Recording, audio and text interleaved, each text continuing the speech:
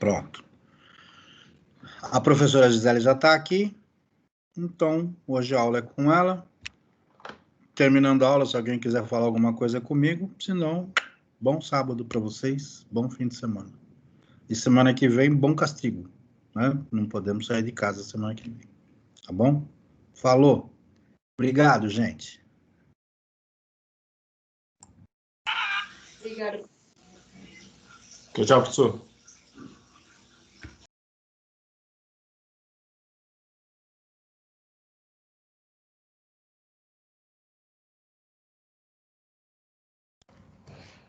Olá, pessoal, bom dia. Só vocês mesmo para me fazer levantar antes do meio-dia no sábado.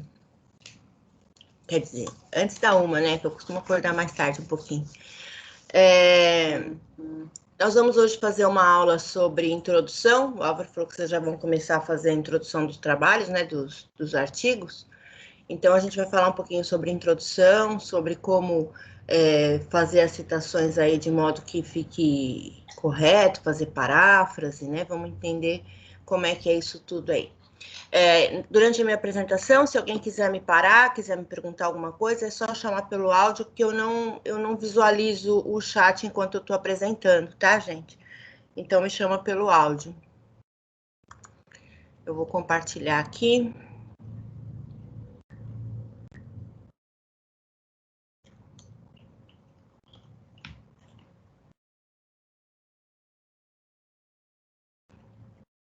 Eu nunca acho minha apresentação.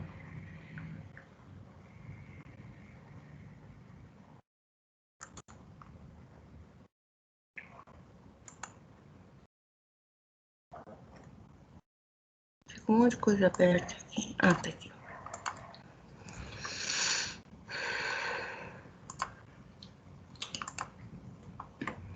Então, pessoal, a aula de hoje é sobre introdução e paráfrase.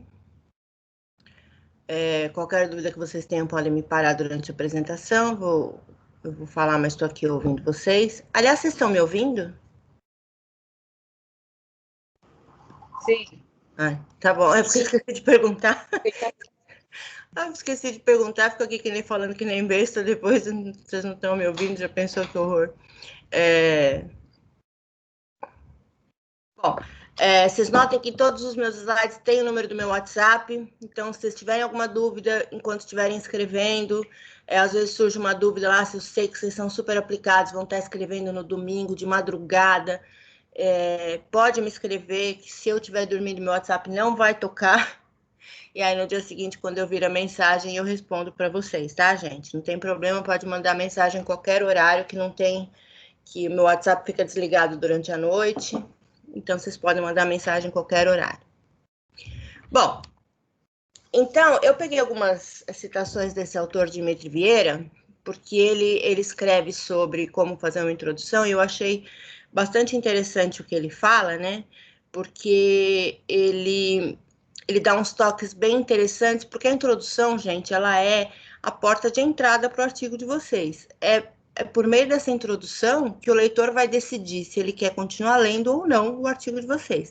E é claro que a gente faz um artigo para ser lido, para ser citado, para ser difundido aí no meio acadêmico. A gente não faz um artigo para ficar tomando poeira na estante, como dizia antigamente, né? Hoje é tomando poeira na internet. Mas a gente faz um artigo para que ele seja lido, para que ele seja citado, para que ele seja seguido para outras pesquisas, né?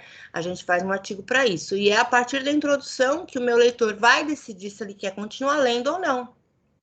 Muitos sites que disponibilizam artigo, alguns disponibilizam só o resumo, né? Para você decidir se quer continuar lendo ou não. Outros disponibilizam só a introdução. Então, uma boa introdução faz com que o meu leitor tenha vontade, né? Ele, como o Dimitri fala, ele é um divisor de águas para o bem ou para o mal, né? Por que ele fala que é para o bem ou para o mal? Porque ou o leitor se apaixona e quer saber o que mais você tem a dizer, ou ele fala assim, não, essa introdução é uma porcaria, eu não quero nem saber o que esse cara vai falar, porque ele só fala porcaria, né? Então, Vou tirar o som do meu celular aqui. Então, gente, fazer uma boa introdução é uma meta importante. Às vezes, eu acho que a introdução ela é a parte mais importante do trabalho. Ele é um texto totalmente autoral, né? Ele tem que ser totalmente autoral, embora algumas pessoas digam que há a possibilidade de colocar citação na introdução, eu evito. Tá? Eu não gosto de colocar citação na introdução. Alguns autores são a favor de colocar citação na introdução. Às vezes é imprescindível. Às vezes eu tenho que colocar, porque às vezes eu quero colocar alguma coisa na minha introdução que diga de algum artigo que já foi publicado, de algum artigo que já foi feito, e queira usar algum termo, alguma coisa de um outro autor, eu tenho que colocar uma citação. Mas eu prefiro que a introdução seja um texto totalmente autoral, sem nenhuma citação, tá? Bom, então, é o que eu falei agora há pouco, né? Se o seu leitor não ficar interessado pelo seu artigo, né? Se o seu artigo não chamar a atenção dele, ele vai fazer uma outra coisa, ele está com a internet inteira na mão dele, ele vai lá e vai procurar um vídeo no YouTube que vai explicar para ele o que ele quer saber, em vez de ler o teu artigo, tá? Hoje o YouTube ensina até a fazer bomba caseira, então o YouTube hoje é um grande concorrente de todos os artigos acadêmicos. Tudo que você vai procurar tem no YouTube. É mais fácil assistir um vídeo do que eu ficar lendo um artigo. Então, o artigo tem que ser chamativo. Agora, existe um outro ponto, né? Existe o mundo acadêmico, o mundo dos congressos, das revistas científicas, né? E isso ainda, esses ainda não trocaram a gente pelo YouTube, graças a Deus, né? Esses ainda publicam nossos artigos, ainda difundem a nossa pesquisa. Claro que uma pesquisa acadêmica sempre é muito mais séria e sempre é muito mais confiável do que um vídeo no YouTube, né?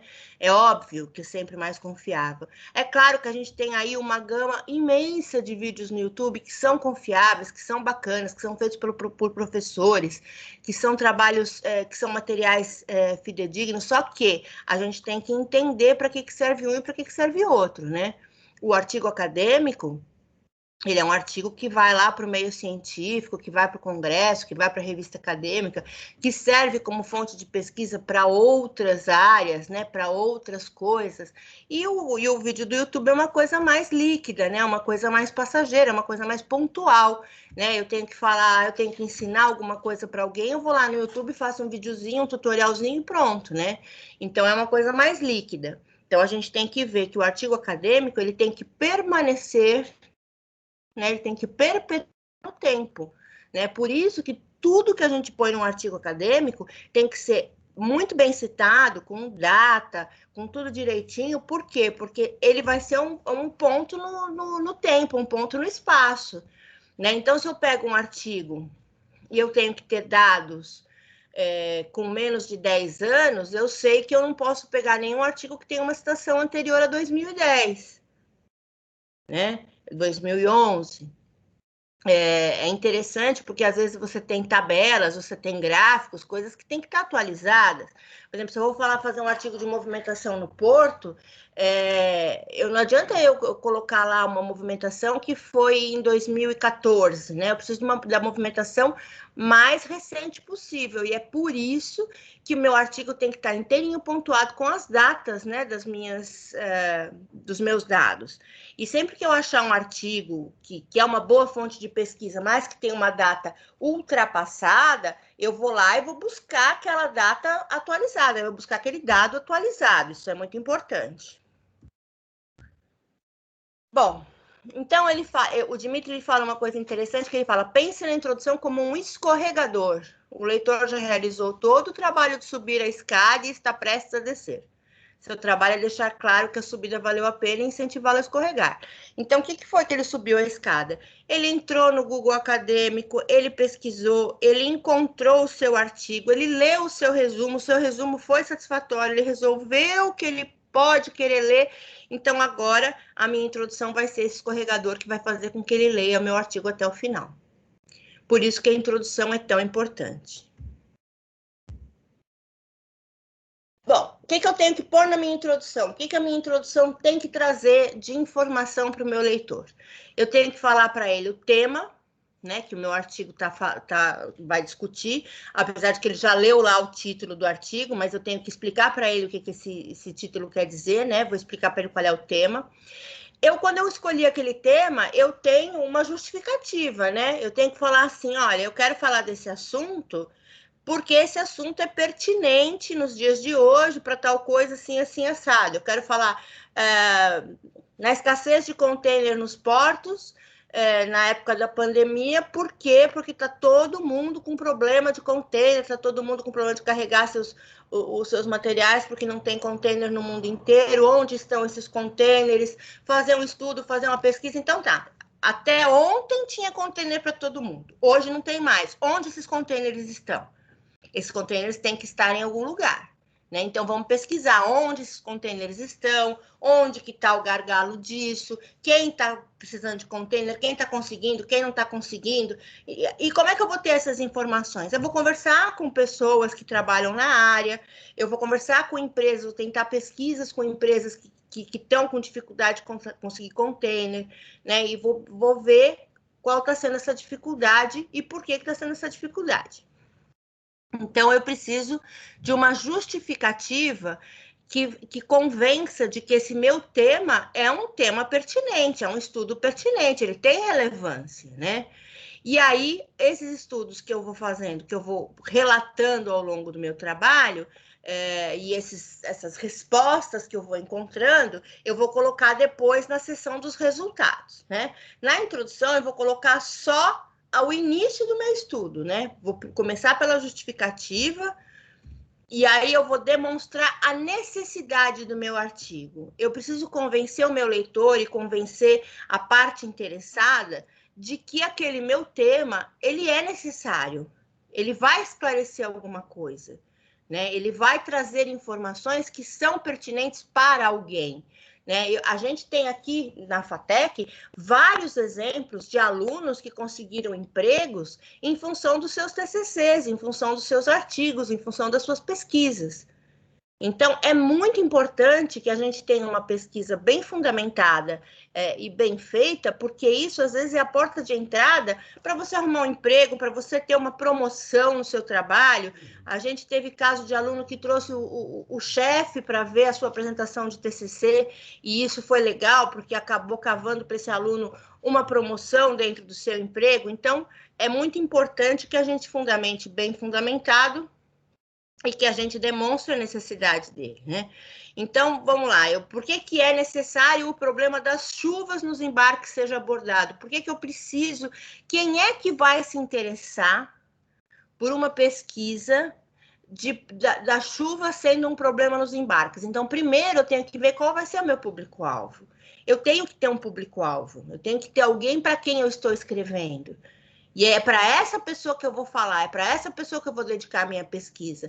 Muitas vezes a gente faz uma pesquisa dedicada dentro daquilo que a gente trabalha, isso é muito comum, né? E, aliás, a gente até incentiva, a gente encoraja o aluno a pesquisar alguma coisa dentro do que ele goste, dentro do que ele trabalha, porque ele tem mais intimidade, porque ele já sabe, ninguém sabe melhor do trabalho de vocês do que vocês mesmos. E, às vezes, vocês têm lá uma gama de informações que o público comum não tem. E essas informações, elas, claro, elas podendo ser divulgadas, né? Porque a gente sempre tem que tomar esse cuidado também. Eu tenho que saber se eu posso divulgar uma informação ou não que eu tenho dentro da empresa. Às vezes é uma informação que não pode ser divulgada, e por isso a gente tem que estar sempre aí de acordo com a chefia da gente, para saber se eu posso divulgar uma informação ou não. Mas às vezes eu tenho informações que são importantes para o público, que são importantes para o leitor, ou para o pesquisador, ou para outras empresas que eu posso até compartilhar, e eu posso fazer isso em forma de artigo, posso colocar isso no mercado em forma de artigo. Então, eu preciso primeiro justificar, e aí eu vou demonstrar a necessidade. E aí eu tenho que falar que ele é relevante para a área, né? Então, por exemplo, aquele exemplo que eu dei anteriormente lá da falta de container. Por que esse assunto é importante para a área? Ele é importante para a área porque existem muitas empresas que estão aí paradas, que estão aí com sérios problemas, às vezes até pagando multa, pagando coisas que não precisavam estar pagando, porque não tem um container para fazer o seu carregamento, né? Então, às vezes, um artigo vem elucidar alguma coisa, né? Vem explicar ou vem caminho. Então, a ideia principal vai ser convencer o leitor que o meu tema abordado é de extrema relevância para a grande área a qual o tema pertence. Então, se eu vou falar de container, qual é a grande área, né? A grande área é importação e exportação, e aí eu vou convencer ele que para dentro dessa área, esse tema da escassez de container é importante, né? Então, por exemplo, eu dei aqui um exemplo. Qual a relevância de falar sobre o impacto das chuvas nos embarques portuários? Né? Então, por que ele é relevante? Porque quando está chovendo, tem várias coisas, tem vários produtos que não podem ser embarcados, né? Existem até estudos de fazer terminais cobertos, né, para fazer o embarque protegendo da chuva. Açúcar, por exemplo, se tiver uma época de chuva, não pode ser embarcado. Então, a gente tem que ter, tem toda uma relevância, né? Então, tem a sazonalidade, tem uma série de coisas que tem que ser levadas em consideração. E aí, isso aqui, gente, não é obrigado, mas é legal se você tiver pesquisas anteriores na mesma área e você citar, né? Citar en passant, né? O que é en passant? Citar por alto que já foi feita uma pesquisa anteriormente sobre esse assunto. Você pode até fazer uma leve citação, né? Do que já foi feito e partir de uma outra pesquisa para fazer a sua pesquisa. Isso também é muito comum, tá, gente? Continuar um trabalho já iniciado. Às vezes, um artigo, ele é pequeno demais para caber muita informação. E também, um artigo, ele tem pontualidade no tempo, né? Então, eu fiz um artigo que abrange aí a primeira década do ano 2000, até de 2000 a 2010, e ele está precisando de uma atualização, né?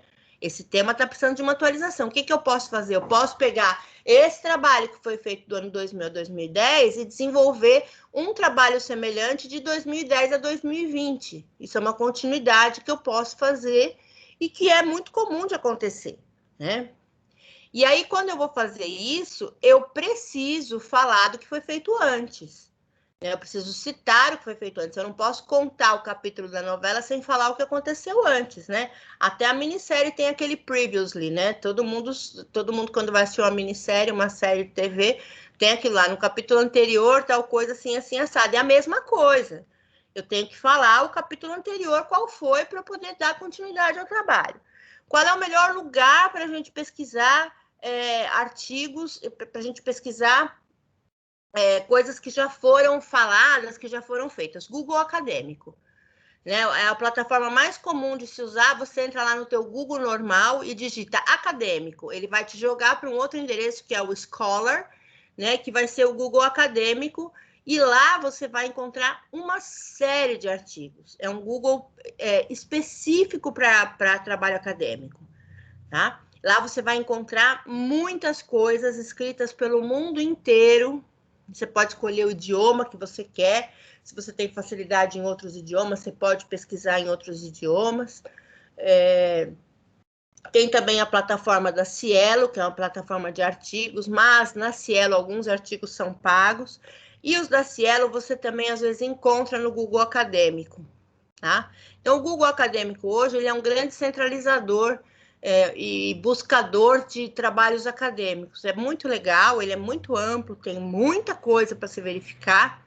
E no Google normal, você pode pesquisar matérias de jornal, reportagens, publicações sobre o assunto. Às vezes, as revistas especializadas, os jornais, os cadernos especializados, trazem informações mais recentes, né? Tem aquele caderno Porto Mar da Tribuna, que traz bastante coisa. Tem aquela revista Global, né? Que traz bastante coisa na área de logística. Então, tem algumas publicações especializadas que também trazem, no meu artigo que eu fiz para o FATEC Log do ano passado, que foi de reutilização de container, eu peguei muita informação da revista Global, porque lá tinha muita informação de container, de o que acontece com o container quando ele entra em desuso, quantos containers são descontinuados por ano, né? Essas coisas todas, eu peguei essas informações mais recentes em revista, em publicações do que em artigos, porque a gente precisa da informação mais recente possível para essas coisas, né? Então, eu peguei muita coisa em revista, em jornal, em publicações desse tipo.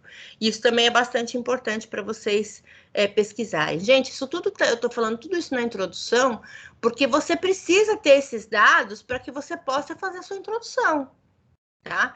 Não adianta eu ter um tema e não ter em mente o que eu vou fazer a introdução. Gente, eu posso até deixar a introdução para fazer por último, não tem problema.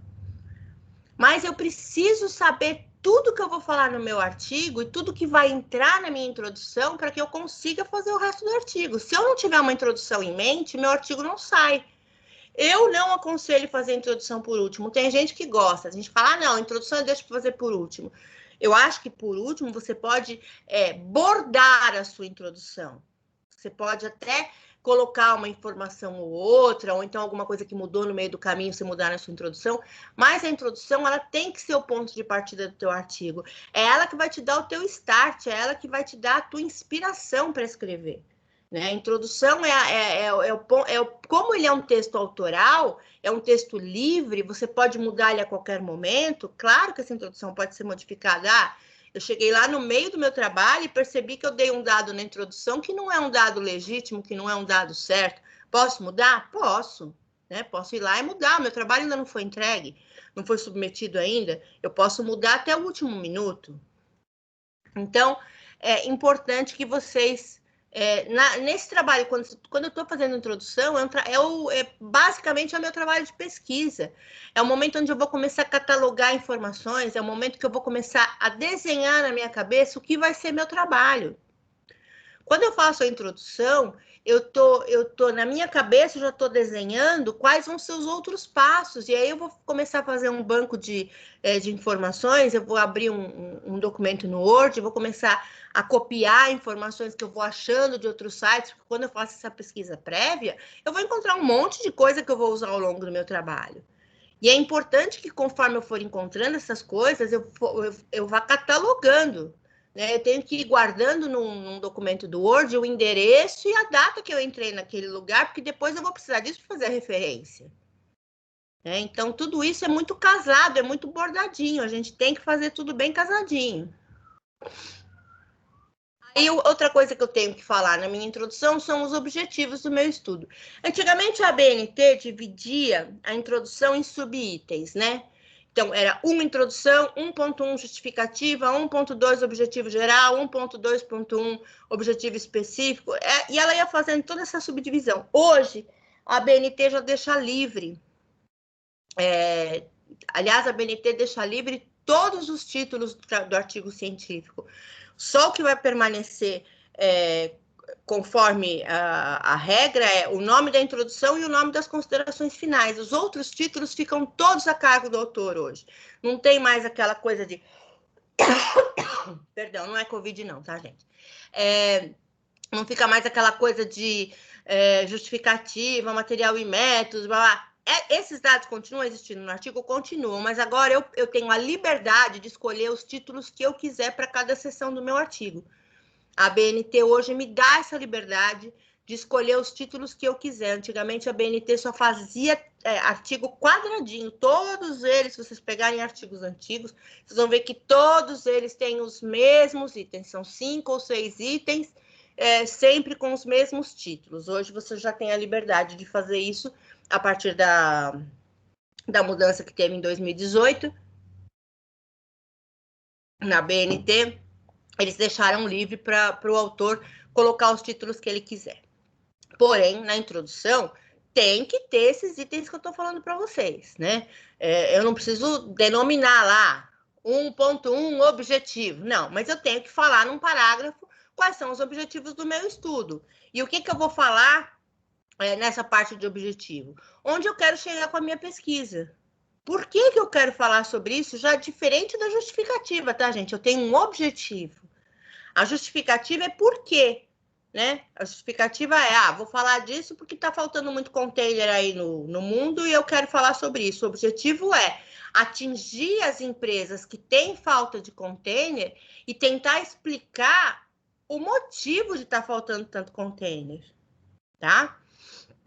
Então, eu tenho que falar dos meus objetivos de uma maneira bem clara, né? E eles podem ser divididos em objetivo geral e objetivos específicos, mas também não preciso fazer nomenclatura, objetivo geral, objetivo específico. Posso fazer tudo num texto corrido, tá? O professor Álvaro, inclusive, prefere que seja assim. Gente, não é proibido fazer 1.1, 1.2, 1.3, não é proibido. Vocês podem continuar fazendo, só que alguns orientadores preferem que isso não seja mais feito. Eu também prefiro, porque eu acho que o texto flui de uma maneira melhor.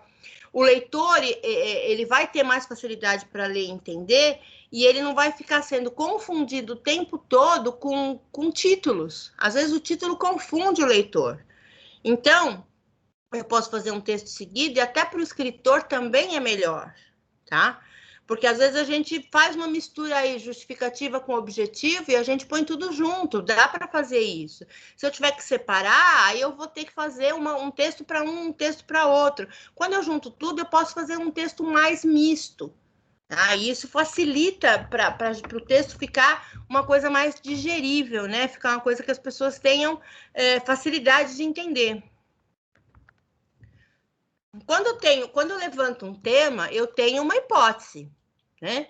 Eu tenho uma pergunta que eu quero responder. Eu não levanto um tema sem ter uma pergunta sobre esse assunto. Hipótese ou pergunta de pesquisa é a mesma coisa. Eu tenho uma pergunta na minha cabeça, eu resolvi fazer aquele tema porque eu tenho uma questão, eu, autor, tenho uma questão que eu quero que seja respondida no final do meu artigo. E na introdução, eu vou fazer uma descrição de qual é essa pergunta, né? O que eu quero, qual é a pergunta que eu quero responder com o meu artigo, né? Então, eu tenho uma dúvida sobre aquilo e eu quero esclarecer. Vou fazer a pesquisa, cheguei no final, respondi? Se eu respondi, vai aparecer lá nas considerações finais que eu respondi. Se eu não respondi, vai ficar inconclusivo e eu vou ter que dar alguma explicação no final. E aí, só o decorrer do artigo que vai me dizer, né? O artigo ele é uma coisa meio viva, tá, gente? Ele acaba, às vezes, me direcionando e às vezes até me surpreendendo. Às vezes eu mudo de caminho no meio do caminho. Eu mudo de rumo no meio do caminho. Às vezes, alguma coisa que eu leio muda a minha perspectiva e eu mudo o meu rumo. É proibido fazer isso? Não, não é. Isso acontece muito, é muito comum, né? Se nos TCCs, que eram temas mais amplos e mais fixos, isso já acontecia, o que dirá no artigo científico, que ele é menor, né? Que ele tem menos informações, isso acontece o tempo todo de eu mudar. Posso mudar por conta própria? Não, eu tenho que falar com o meu orientador. Gente, o orientador, ele é uma peça fundamental no trabalho da gente, no trabalho acadêmico. É o orientador que sabe por onde eu tenho que seguir. É por isso que essa palavra existe, orientador, ele orienta. Então, é o teu orientador que vai te dizer se você está indo pelo caminho certo, pelo caminho errado. É ele que vai falar, olha, eu li aqui um negócio que você escreveu, eu acho interessante você falar isso, isso e aquilo. Às vezes ele te dá uma outra ideia, um outro caminho, e você pode abrir aí uma bifurcação no seu artigo, e pode ficar muito interessante. Isso acontece muito quando a gente tem um orientador ativo, um orientador participante. Isso acontece bastante, do orientador alertar a gente. O orientador também serve para indicar material, né? Às vezes eu quero falar de uma coisa e falo assim, professor, eu não estou achando, não sei por onde ir. Às vezes o professor tem lá um negócio guardado no computador dele, fala, eu tenho um negócio aqui que fala sobre isso, e aí ele te dá um negócio e a partir daquele texto te abre ali uma gama de possibilidades de pesquisa. Então, é muito importante sempre estar em contato com o orientador da gente e fazer o que o orientador da gente orienta. Eu sei que existem orientadores desorientados. Quando eu falava isso com o professor Mário, ele ria muito que eu falava que tinha muito orientador desorientado. Porque tem muito orientador que não está nem aí para o aluno, que não está nem aí porque está fazendo, porque ele tem muita coisa para fazer, porque às vezes não tem como dar resposta e tal. Se o meu orientador não pode me ajudar, eu vou procurar quem pode. Tá, gente? A gente tem que se virar, né? Eu, como aluna, eu já fiz logística e estou terminando a gestão portuária. Eu, como aluna, já me virei muitas vezes, e muitas vezes não foi o meu orientador que me deu material, ou não foi o meu orientador que me falou por onde ir, às vezes foi um outro professor que eu encontrei no corredor e falei, pô, eu tô com uma dificuldade aí, acho que é um pouco da tua área, você tem algum material? O Alexandre Machado mesmo me ajudou com um monte de coisa de de água de lastro numa época que eu precisei. Então, às vezes, a gente conversando com outros professores, com outras pessoas, a gente também encontra alguns materiais. Às vezes, o próprio orientador fala, procura o professor tal, que ele tem bastante coisa da área, ele já fez uma pesquisa nessa área. Então, isso não é proibido, tá, gente? Vocês podem fazer isso. Os professores estão na faculdade para ajudar os alunos, os professores estão aí para isso mesmo. E o professor gosta do aluno quando ele procura ele, fala, estou escrevendo um artigo, professor, eu acho que está dentro da sua área, encontrei um material que tem seu nome, você já fez uma pesquisa sobre isso, você tem algum material para me fornecer? Os professores nunca se recusam a ajudar, tá? Então, vocês podem procurar outros professores, podem procurar outras pessoas, que isso não é proibido, tá, gente? Bom, existem alguns erros que são comuns na introdução. Introduções muito longas, né? A introdução, ela tem que ter... Se um artigo tem 10 páginas, uma introdução tem que ter 1 página no máximo, gente. Eu não posso fazer uma introdução com 3 páginas. Isso vai ficar cansativo, vai ficar uma enrolação e não tem necessidade. Né? Uma introdução, eu tenho que ter um parágrafo para cada assunto e ponto, né? Então, uma introdução muito longa, vai incluir material que eu podia estar usando melhor na discussão, no desenvolvimento do meu trabalho. Isso tudo também, gente, o orientador ajuda vocês, tá? Se vocês fizerem uma introdução muito longa, que está fora dos padrões, o orientador vai falar, se tem um dado aqui na introdução, que não precisa ter na introdução, usa ele mais para frente, ele é uma carta, ele é um coringa, dá para você usar ele mais para frente.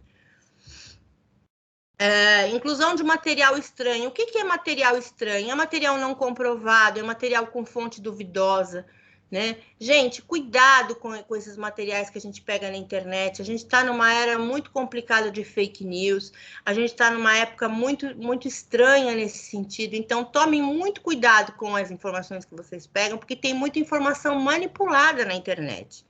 Né? Então, Wikipedia, nunca usar o Wikipedia. Por que não usar o Wikipedia? Porque o Wikipedia é uma enciclopédia feita pelo internauta. As informações que estão ali não são informações seguras.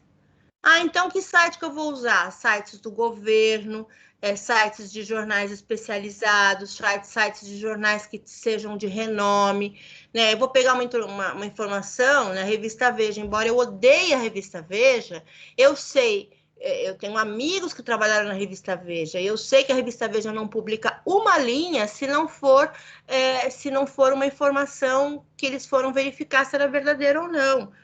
Né? Hoje já um pouco menos, né? Mas são essas informações na área portuária, na área de logística, né? Não vamos falar da política, né? A política sempre foi manipulada e vai continuar sendo. Mas nessa área de informações de porcentagens, de carga e descarga, importação e exportação, geralmente essas informações são informações mais seguras, vindas de jornais e de revistas que tenham renome, que tenham uma história, né? Eu pegar um dado da Folha de São Paulo, do Estado de São Paulo, da revista Veja, revista Isto É, revista Exame, umas mais sérias, outras menos sérias, mas todas elas trazendo informações. E, é claro, os sites do governo sempre são os mais confiáveis, porque são eles que, né, as agências reguladoras, né, você vai pegar uma NTT, né, uma Anvisa, você vai pegar aí informações de locais que têm informações sérias, né, comprometidas em cima da estatística correta. Então, não inclui nenhum material que não tenha fonte fidedigna. Detalhes excessivos na descrição de estudos prévios. Vocês não precisam ficar falando muito dos estudos que foram feitos antes. Vocês podem citar que foi feito um estudo antes, falar o ano que foi feito esse estudo e falar que você está continuando essa pesquisa. Você não precisa ficar detalhando demais o que já foi feito. Reinvenção da roda. Essa frase, né, esse termo, a gente encontra em muitos artigos, né? Todo mundo acha que a sua descoberta foi a reinvenção da roda, né? Então, é um termo que esse autor, esse Dmitry, ele fala, não usa, né? Reinvenção da roda é feio, é brega, é uma coisa que não é legal fazer, e muitos autores utilizam esse termo, né? Evitem, não utilizem, porque nada é a reinvenção da roda, né? Eu acho que nada foi tão brilhante quanto a roda, né? Então, não tem reinvenção da roda em artigo acadêmico. Omissão de estudos diretamente relevantes. Eu não posso omitir, né? Se eu peguei um estudo como base, se eu estou continuando um estudo, eu não posso omitir isso. Eu tenho que dizer que eu estou continuando esse estudo e até nesse momento eu tenho a licença e a permissão de fazer a citação do autor desse estudo, né? Graças a ele que eu tive a ideia de fazer o meu. Inclusão de resumos nos resultados, né? Dos resumos dos resultados. Você não precisa colocar já resultado na introdução. Resultado vai no resultado, lá no final. Na introdução não tem resultado. Eu não posso dar o final do filme já logo no teaser dele. Não posso já olhar o trailer do qual é o final, né? Então, eu não vou colocar resultado lá na minha introdução, não é legal. Terminologia confusa. O que é terminologia confusa? Gente, termos rebuscados. Evitem termos rebuscados, é muito feio. Tem gente que fica procurando no dicionário, né, sinônimos super rebuscados. Gente, não. Linguagem simples, sempre linguagem simples. O mais simples que vocês puderem, porque esse artigo ele tem que ser lido e entendido por todo mundo, né? O leitor comum tem que ler esse artigo e tem que entender, ele não tem que ficar olhando no dicionário. Isso não é uma prova do Enem. É um artigo científico, mas com uma característica popular, uma característica que seja para as pessoas entenderem. De que adianta eu escrever uma coisa que ninguém vai entender? Ah, mas não entende porque o assunto é difícil? Não, não entende porque o cara usou tanta palavra rebuscada que eu não entendo o que ele quer dizer. Ele foi tão arcaico, ele usou palavras que nem se usa mais, pegou sinônimos, pegou coisas. Não precisa, gente. Terminologia simples, o mais simples possível. Pega lá seu irmãozinho de 8 anos e fala assim para ele: eu vou ler um negócio para você ver se você entende. Se ele entender, tá, beleza. Tá, gente? É assim que tem que ser. Primeira sentença dizendo: o objetivo desse estudo é, gente, isso é primário, isso é antiquado, isso é brega. O objetivo desse estudo é muito frase feita, né? Evitem essa frase. Eu sei que às vezes é mais forte do que a gente, né? Porque é uma frase feita que, vamos combinar, que ela facilita muita coisa, né? Uma frase que facilita muita coisa para a gente, mas vamos tentar encontrar aí um termo melhor, sem ter que usar esse objetivo deste estudo né? Começar falando de uma outra forma. Citações incorretas, isso é muito importante. Além das minhas citações terem que ser feitas de acordo com as normas da BNT, e isso a gente vai estudar na aula de citações, elas têm que estar corretas, né? Eu tenho que ter data correta, nome do autor correto, nome da obra correta, tudo isso tem que estar o mais correto possível, porque isso vai servir como base de pesquisa para outras pessoas, né? Eu já peguei muito trabalho com citação incorreta, às vezes até com referência inventada, né? Isso não é incomum de acontecer, porque às vezes passa, né? Como é que eu posso ter certeza de tanta referência que existe no mundo, como é que eu posso ter certeza que aquela referência não foi inventada? Tem muita gente de má fé por aí, né? Principalmente na Wikipedia. Na Wikipedia, o que a gente encontra de referência inventada é um absurdo. Metade daquelas referências que estão na Wikipedia, você vai confirmar, não existe. Então, a gente tem que tomar muito cuidado com as citações, com as referências que a gente usa. Bom, a metodologia. A metodologia é uma parte muito importante do trabalho. Antigamente, esse capítulo se chamava Materiais e Métodos. Pode continuar usando esse termo, materiais e métodos? Pode, não é proibido, pode continuar usando. Mas na introdução, eu já posso falar da minha metodologia, né? Não preciso fazer fora da introdução um capítulo só para metodologia. Vai ocupar muito espaço e não tem necessidade. Eu já posso lá no último parágrafo da minha introdução já colocar a metodologia para a confecção desse artigo foi isso, isso e aquilo. Gente, uma forma direta e sucinta. Nada de ficar citando outros autores. Inventaram um tal de um Prodanov aí. Alguém inventou um Prodanov que estava em 80% dos artigos aparecia a mesma citação do Prodanov na introdução. Gente, para quê? Né? Isso é lobby para vender livro de metodologia científica do Prodanov. Né? Eu não preciso explicar na minha introdução o que é metodologia. Ninguém está interessado em saber o que é metodologia, porque senão eu vou ter que explicar o que é metodologia, o que é objetivo, o que é justificativa, o que é tudo. E aí o artigo ele passa a ser um artigo de metodologia e não do assunto que você está falando. Então, gente, na metodologia é forma clara, sucinta e rápida. A metodologia utilizada para este artigo foi... Eu até dei aqui um exemplo, né? Esse artigo foi a revisão bibliográfica, artigos científicos da área, simulação no Arena e entrevistas com ambientalistas. Ponto. Eu fiz lá um questionário, professor. Eu apliquei o questionário em 180 pessoas. Questionário aplicado a público comum ou a público-alvo X, né? Eu tenho que falar na minha metodologia o que eu fiz e não como eu fiz. Né? Não como eu montei a metodologia de uma forma científica. Eu não preciso explicar para ninguém o que é metodologia. Né? Eu preciso dizer qual foi a minha metodologia. Por que eu preciso dizer qual foi a metodologia? Porque se alguém quiser ler o meu artigo e continuar de onde eu parei, ele sabendo o que eu já fiz, ele vai dar continuidade em cima daquilo que eu já fiz. E para isso ele tem que saber qual foi a metodologia. Eu fiz um trabalho de campo. Eu saí batendo de porta em porta e perguntando para as pessoas como elas estavam se cuidando da Covid. Tudo bem, eu fiz um trabalho de campo com pesquisa, trabalho de campo com questionário, né? Censo de alguma coisa. Eu posso colocar e eu tenho que colocar a forma que eu cheguei às minhas informações, a forma que eu usei para chegar nas minhas informações e nunca explicando o que é metodologia, nem citando autores de metodologia. Eu escrevi metodologia, metodologia. E nunca citando esses autores. Eu não sei quem inventou isso, mas quem faz isso geralmente está fazendo lobby para o autor da metodologia. Então, existe uma coisa no meio científico que é assim: quanto mais o seu nome é citado em outras obras ou em outros artigos, você ganha pontuações no seu currículo Lattes. Tá? Então, quanto mais a minha obra é citada, existe um contador de citações no meio acadêmico. Existe um contador que contabiliza citações que cada autor tem, faz um cruzamento, tem uma coisa toda aí de inteligência artificial.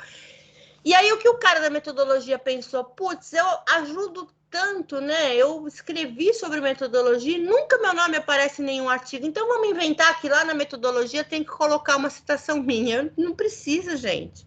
Eu não estou fazendo um artigo de metodologia, estou fazendo um artigo de Porto. Tá? Então eu não preciso citar nenhum autor da área de metodologia de pesquisa. Tem vários que são citados. Ciprodanov foi um que virou moda aí na FATEC, tem o Severino, tem vários outros que são citados e que não precisam ser citados. Nosso trabalho não é um trabalho de metodologia, então eu não preciso citar o autor da metodologia. Então aí eu fiz uma sugestão para estruturar o texto da introdução. O que poderia entrar na introdução? A delimitação do meu tema, a pergunta de pesquisa, objetivos gerais e específicos, a justificativa e a metodologia. Se eu fizer um parágrafo para cada um desses, está ótimo. Se eu fizer uma introdução com esses 5 parágrafos, já está excelente, bem escritos, 5 parágrafos sucintos. Parágrafo também não pode ser nada muito longo, porque também cansa e a gente se perde na pontuação. Então, fazendo esses 5 parágrafos já está ótimo para sua introdução. Não precisa mais do que isso, tá? Então, existem algumas formas, né? Existem alguns autores que falam sobre a introdução. O Azevedo, ele diz que na introdução eu tenho que estabelecer delimitação da pesquisa, o problema de que trata e os objetivos desejados. Já o Gonçalves, ele fala que na introdução devem constar os objetivos, o problema, as hipóteses, as questões norteadoras, a justificativa e a metodologia. Eu estou mais de acordo aí com o Gonçalves. A minha metodologia, a minha introdução é feita mais com base no que o Gonçalves falou, até porque a obra dele é mais recente, é de 2004, apesar de ainda ser uma obra antiga, mas é mais recente e está mais nos moldes do que foi sendo publicado aí, que foi sendo feito nos últimos anos, tá? Bom, vamos falar agora sobre um assunto também importante, que é a paráfrase. Eu preciso ter domínio do que é paráfrase para que eu faça um bom artigo. Eu não posso sair por aí copiando o que as pessoas escreveram, né? Não posso sair por aí nem copiando e nem inventando. Então, para isso, eu utilizo essa figura de linguagem chamada paráfrase, que é reescrever qualquer trecho que eu já li com as minhas próprias palavras, né? Então, eu pego lá, eu pego num livro uma citação do Balu, vamos supor, e eu reescrevo essa citação do Balu com as minhas palavras, claro, respeitando a definição que o Balu dá, né? Eu só reescrevo, mudo as palavras, acho sinônimos, acho resumos, né? Acho uma forma de escrever o que ele falou sem mudar o conteúdo, mas com as minhas palavras. É claro que mesmo eu fazendo uma paráfrase, eu não posso dispensar a citação. Ah, professora, mas eu escrevi com as minhas palavras, as palavras são todas minhas. Ah, aluno, mas a ideia é do fulano, né? Então tem proteção intelectual. A ideia é do Balu e eu tenho que proteger o Balu. A ideia foi dele. Eu só reescrevi o que ele falou. Apesar das palavras serem minhas, a ideia é dele. Então, eu preciso citar, de acordo com diz Balu, 2006, blá, blá, blá, blá, tal coisa é assim, assim, assado. Tá? Eu preciso citar mesmo fazendo a... Então, o que é uma paráfrase? Eu vou reescrever um texto, mantendo a essência desse texto, e é uma espécie de tradução dentro da minha própria língua. Às vezes eu vou até simplificar uma explicação que um outro autor já deu. Eu vou explicar de uma maneira mais didática, de uma maneira que o meu leitor entenda melhor, né? Talvez eu tenha uma explicação melhor para aquilo. Bom, então eu fiz aqui um exemplo. Eu peguei aqui esse trecho original, que é desse autor, Donato, de uma obra chamada Logística Verde, uma abordagem socioambiental. Então, eu já tenho a referência dessa obra aqui, né, dessa citação, que é um livro da ciência moderna de 2008. Então, ele fala o seguinte, né, o Donato. A logística reversa trata dos aspectos de retornos de produtos, embalagens ou materiais ao seu centro produtivo. Esse processo já ocorre há alguns anos nas indústrias de bebidas, retorno de vasilhames de vidro, e distribuição de gás de cozinha com a reutilização de seus vasilhames, isto é, o produto chega ao consumidor e a embalagem retorna ao seu centro produtivo para que seja reutilizado e volte ao consumidor final num ciclo contínuo, que é a história do botijão de gás, né? Que eu vou sempre devolvendo o botijão vazio e pegando um cheio, né? Então, isso é logística reversa. E aí, como ficaria a paráfrase disso? Para Donato, ó, vejam que eu já começo com a citação. Eu tenho a referência dele, então eu já falo, para Donato 2008, a logística reversa refere-se ao retorno de produtos, embalagens ou materiais ao seu centro de produção. Há alguns anos esse processo já é realizado em indústrias de bebidas e a distribuição do gás de cozinha com a reutilização de suas vasilhas. Assim sendo, o produto chega ao consumidor e o recipiente retorna para o centro de produção para que posteriormente seja reaproveitado e retorne ao consumidor final em um constante ciclo. A própria Coca-Cola já fez aí uma experiência com os vasilhames de vidro e foi verificado que 100% dos vasilhames de vidro são reaproveitados, né? Eles são feitos, eles são feitos outros vasilhames ou até mesmo reutilizados como o próprio vasilhame já foi. Então, é importante que eu já comece essa minha paráfrase dizendo, né, citando quem é o autor, citando qual foi o cara que falou sobre isso, né? Aí eu peguei um outro aqui agora de um jornal, né? Que também acontece, pegar de uma notícia. Quando uma mulher cruzava a rua, foi atropelada por um carro. O motorista fugiu e não prestou socorro. Porém, algumas pessoas conseguiram notar a placa. A vítima foi levada ao hospital mais próximo e os médicos disseram que sua condição é estável. Isso foi uma notícia do dia 5/10/2018 no jornal A Tribuna, né? E logo embaixo vem a referência completa. A Tribuna, atropelamento e fuga da Tribuna, Santos, 5 de outubro de 2018, cotidiano, página 2 de 2, né? É página 2 do caderno 2. E aí eu vou fazer a minha paráfrase disso, né? Segundo o jornal A Tribuna de 2018, ao cruzar a rua, um carro atropelou uma mulher. A placa foi anotada por testemunhas no local. O motorista ignorou o acidente que causou e fugiu. Um hospital nas proximidades recebeu a vítima e os médicos falaram que o seu quadro é estável. Ponto. Reescrevi, dei toda a mensagem, usei as minhas palavras, citei a fonte. Fez tudo certo. É isso. Paráfrase é isso. E é isso, basicamente, que a gente vai fazer no artigo todo. Tá? Não só na introdução, como no artigo inteiro. É usando paráfrase que a gente faz um bom artigo. Ah, mas eu não consigo fazer. Posso usar a citação direta? Algumas você pode. Algumas citações diretas você pode usar. Você pode colocar lá aquele recuo de 4 centímetros, quando a citação é com mais de 3 linhas, né? Colocar o texto menor e tal. Só que se você fizer muito isso, o seu artigo vai ficar inteiro, visivelmente, com citação direta. E vai ficar óbvio que você foi um puta de um preguiçoso, teve preguiça de fazer paráfrase e fez ele inteirinho copiado dos autores originais. Isso é legal? Não, isso não é legal. Provavelmente seu artigo não vai ser aceito num congresso, não vai ser aceito numa revista, né? Porque tá muito claro que ele foi todo uma colcha de retalhos, que eu peguei um monte de citação, costurei uma na outra e montei um texto. Né? Isso não é fazer um artigo, isso não é fazer um estudo, tá? Agora eu tenho uma atividade para vocês. Faça uma paráfrase do texto a seguir. Gente, é um texto facinho. Eu vou dar 10 minutinhos para vocês fazerem e vocês podem postar no chat, tá? A paráfrase que vocês fizerem, tá? A paráfrase que vocês têm que fazer é essa: logística reversa. Em uma perspectiva de logística de negócios, o termo refere-se ao papel da logística no retorno de produtos, redução na fonte, reciclagem, substituição de materiais, reuso de materiais, disposição de resíduos, reforma, reparação e remanufatura. Essa é uma citação tirada desse Reverse Logistics, né? Já é uma tradução, né?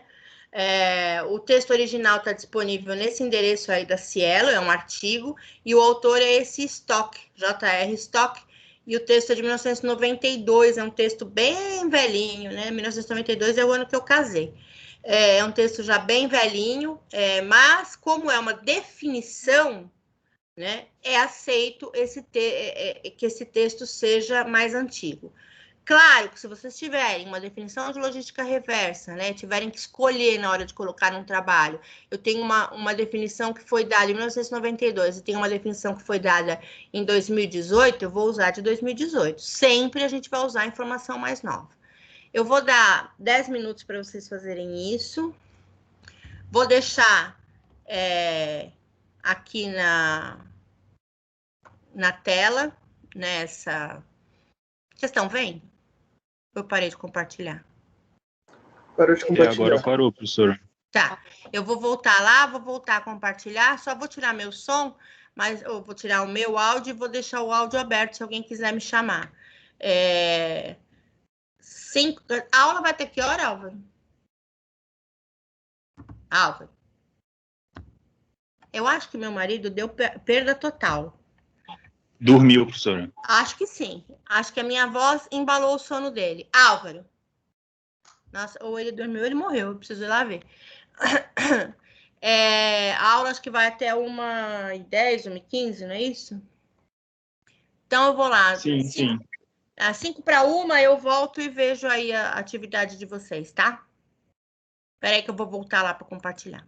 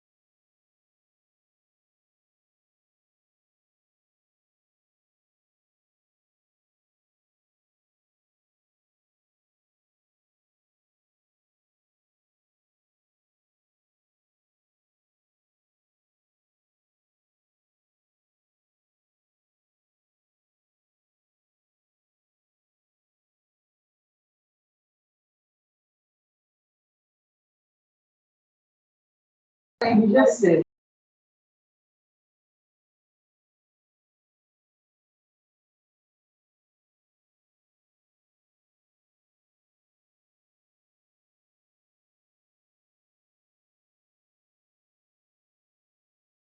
Alguém me chamou?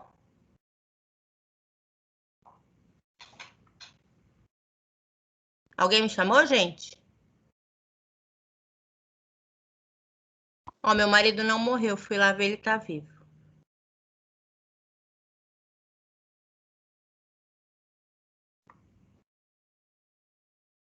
Tô com meu pai, eu e ele lá.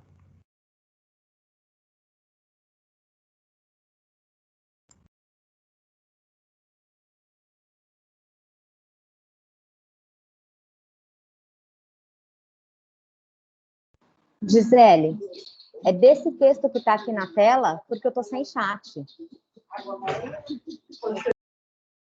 Então, tô achando estranho, o chat tá vazio, acho que não tá habilitado, né? O meu chat não está abrindo desde ontem. Nossa. Eu também estou sem chat desde ontem. Foi meu oi aí ou não? Eu pus um oi no chat. Não, para mim não apareceu nada. Ah, então a gente vai fazer de outro jeito. Para mim também não. A gente vai ler, então. Esse chat às vezes dá esses problemas. Ontem na minha aula do Machado estava funcionando. Hoje não está funcionando.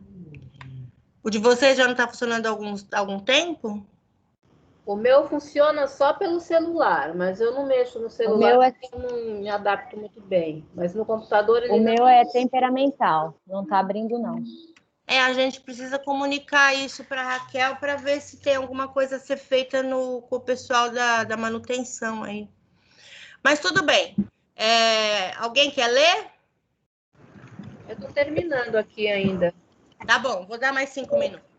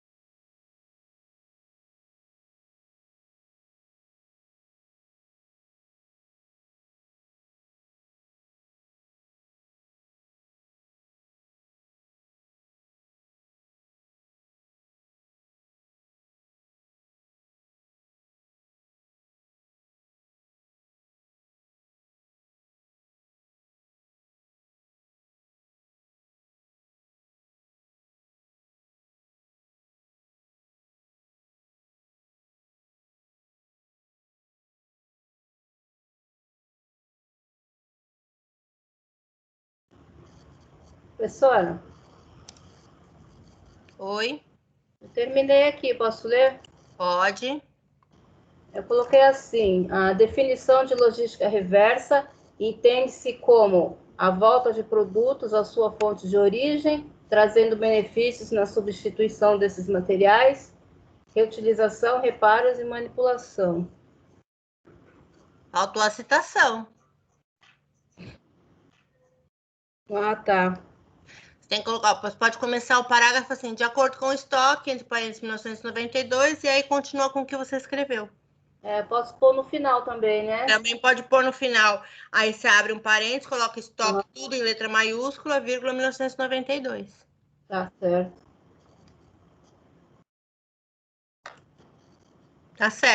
Tá certo sim, viu, Lília? Obrigada. Eu que agradeço. Mais alguém? Terminou? Tem um monte me mandando aqui, Chico, chegando. Chegando por onde? Não sei se é no chat. No meu chat não tem nada.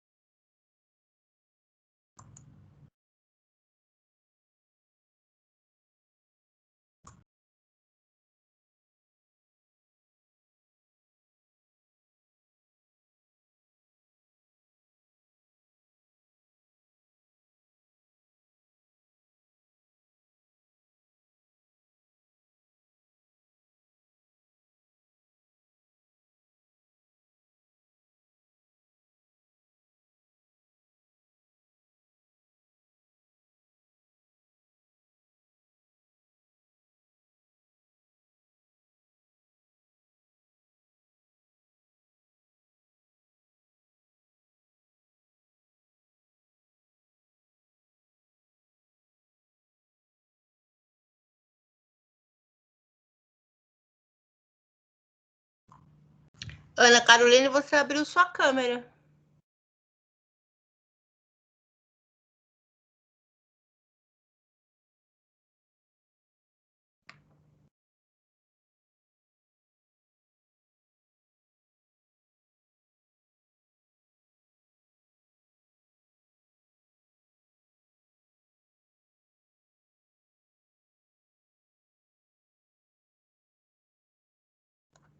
Lilian, se você quiser sair, tá dispensada, tá?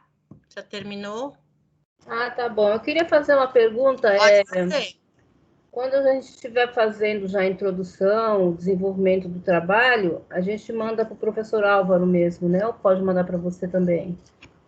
Manda para ele, mas se tiver alguma dúvida também pode falar comigo, não tem problema, mas tem que mandar para ele. Mas eu posso te ajudar em qualquer coisa que você tenha dúvida. Não é bem dúvida que a gente já tem uma ideia do trabalho, mas eu estou com um pouco de dificuldade na escolha do meu tema. Mas eu já sei sobre o que eu quero falar, entendeu? Só encontrar as palavras certas. Não, aí tudo bem, é com ele direto. Se você quiser esperar no final falar com ele, ou então se quiser falar com ele na próxima aula, você que sabe. Eu falo na próxima aula mesmo. Tá bom, Lilian. Obrigada. Qualquer coisa também manda mensagem, manda e-mail. Tá bom. Obrigada. Bom fim de semana. Para você também.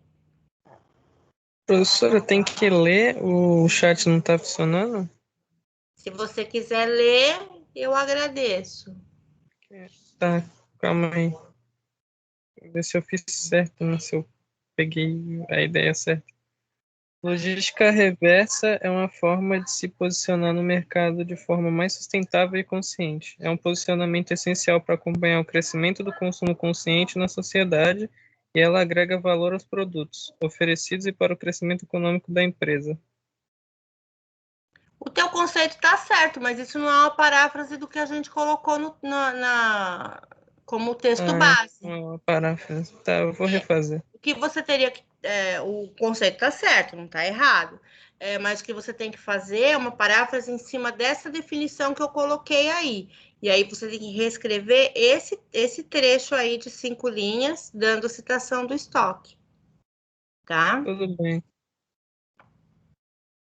Posso falar o meu, professor? Pode. Segundo Stock, 1992, ao partir de uma perspectiva logística de negócios, o termo logística reversa representaria uma busca pelo reaproveitamento de materiais, redução de desperdícios e uma disposição correta dos resíduos. Isso, tá certo, certinho. Tem algumas palavrinhas ainda que estão nas originais, mas tá bom, tá certo.